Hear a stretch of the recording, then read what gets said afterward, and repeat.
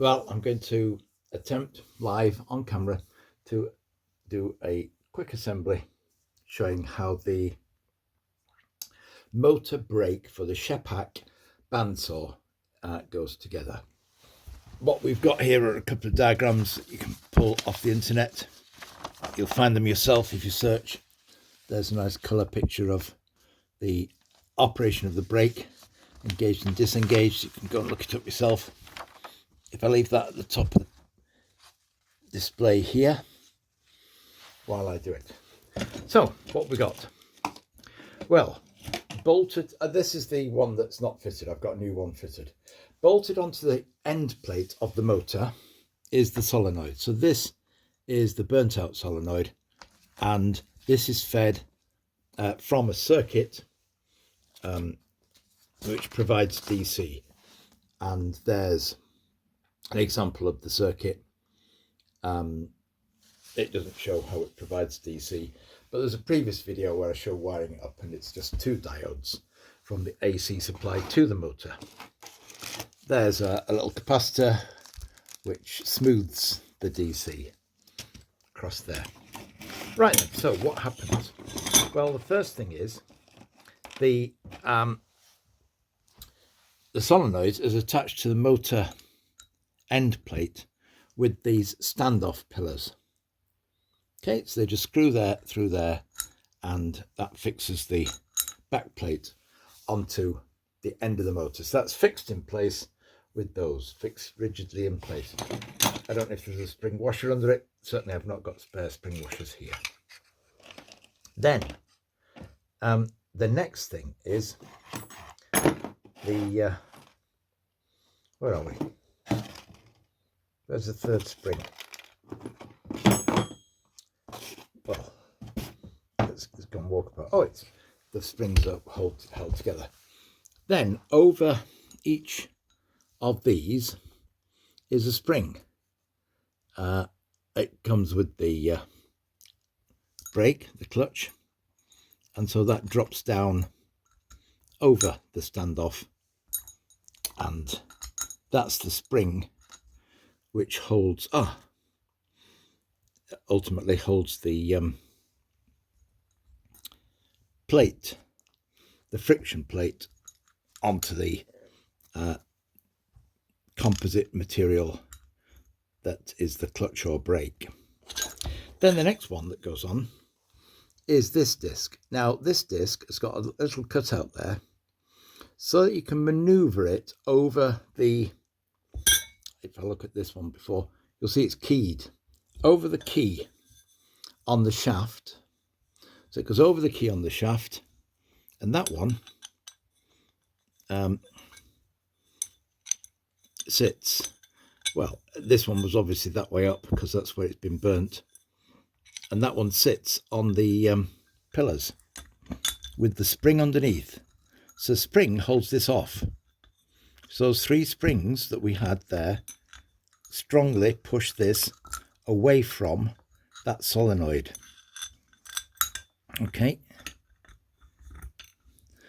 so the pillars go through, the spring doesn't. The spring is underneath and is compressed.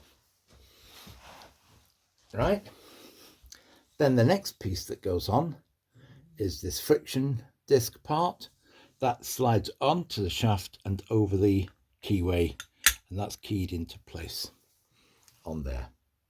And then what we have on top of that is this part, which is the other side. As you can see, that's the side that's been used, and that goes right. So this is where I'm thinking live, and there's three things. So it can either go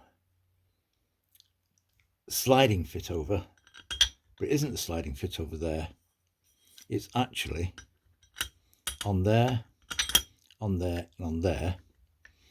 And this has been designed so when this is tightened up with the nuts on the end, it ends up being just the, well, close to being the right tension for this device. Here is a keyway a key that would go in a keyway. I had to buy a new one of those. It's just dropped down there, out of the way. And that's it, basically. So the clever bit is torquing it up, clamping it up. Here's a little ratchet machine. It's not a torque thing, but it did take the right size socket for me to tighten these up. These nuts are quite tight fit onto the end of those standoff pillars. If I move the nuts out of the way now and I hold the sandwich together, oh, there's the key on the floor. I've got one missing. Nope, I've got this wrong. That.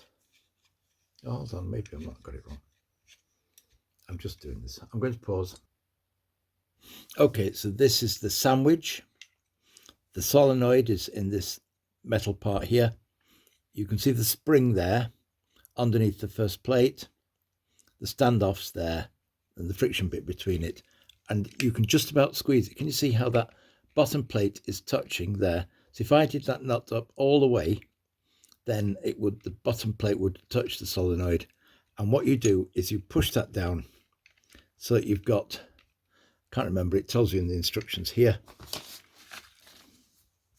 feeler gauges to give you 8 thou. Yep, 8 thou between this plate and this thing here, which is the distance that it pulls the plate off the friction bit in the middle. So that is a sandwich there of your friction brake spring operated. So when the power is off, the spring pushes the plates together onto the friction disc to brake the motor shaft or stop the motor shaft. And when the DC is energized, it pulls the bottom plate down by, it says 0.2 millimeters on there. 0.2 millimeters, just every 2 or 3 hours, or when it takes over 5 seconds for the brake to stop the motor. Yep, so that was it. It's a little bit different to the pictures, which is why I had to work out the assembly, because on the pictures the spring is hardly visible there. It's on the inside part of this armature, as they call it, there. And similarly on this one, the spring is there on the inside part of the armature. And there's no indication of how at least this one has been shown, it's been held stable. There's the friction disc in there. Okay, different pictures then provide you with a different feel for it.